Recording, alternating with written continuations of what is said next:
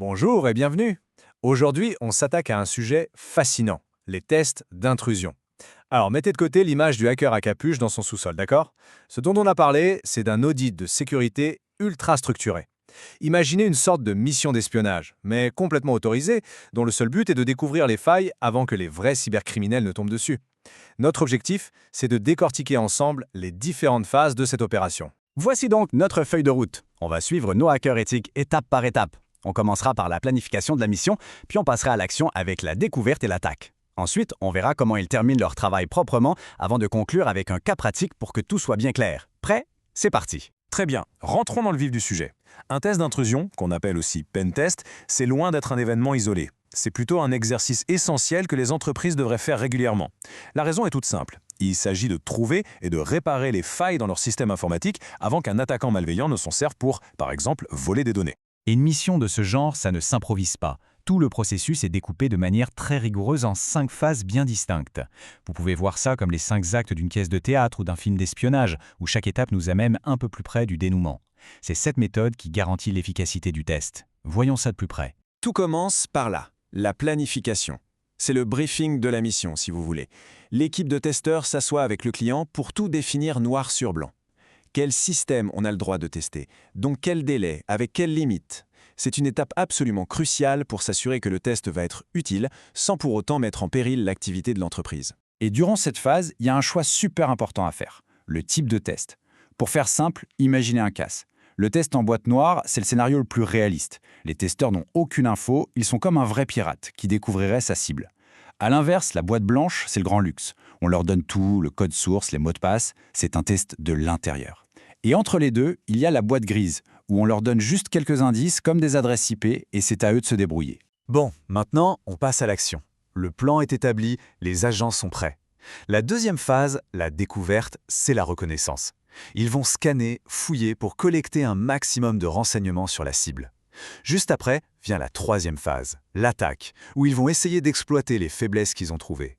C'est vraiment là que les choses sérieuses commencent. Pendant la phase de découverte, c'est un vrai travail de détective. Les outils sont très variés. On peut analyser le code source, utiliser des sniffers pour écouter ce qui se passe sur le réseau, ou même faire de l'OSINT, c'est-à-dire collecter des infos disponibles publiquement sur Internet.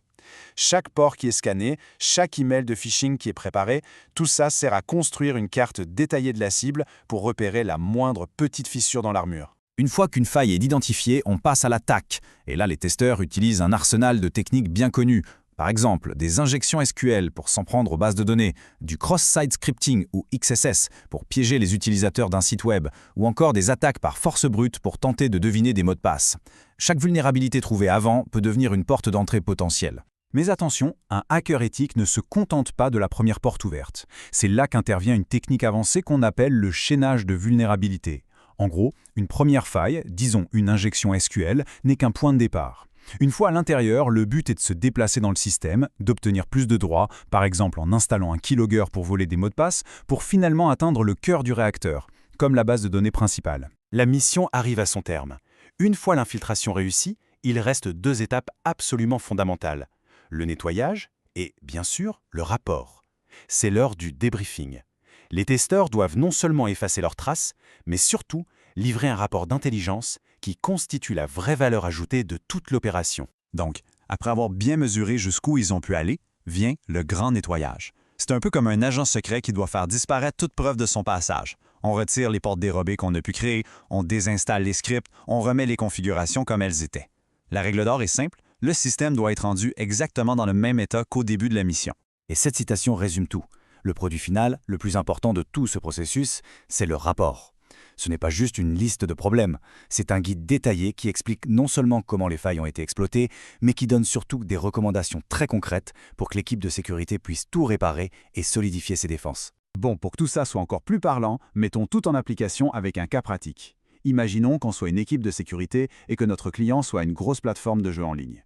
Voyons comment notre mission se déroulerait, du début à la fin. Alors, concrètement, comment ça se passe? Notre équipe commence par planifier et scanner la plateforme. Et là, bingo, elle découvre une grosse faille, un serveur web qui n'a pas été mis à jour depuis des lustres. C'est la porte d'entrée parfaite. Phase d'attaque, ils lancent une injection SQL sur la page de connexion et paf, ils accèdent à la base de données. Mais ils ne s'arrêtent pas là, ils enchaînent en utilisant la faille du vieux serveur pour installer un keylogger et voler les identifiants des employés. Et bien sûr, tout se termine par un rapport complet qui explique comment tout réparer. Ce graphique résume parfaitement leur trouvaille. Chaque faille a ouvert une porte différente et bien spécifique.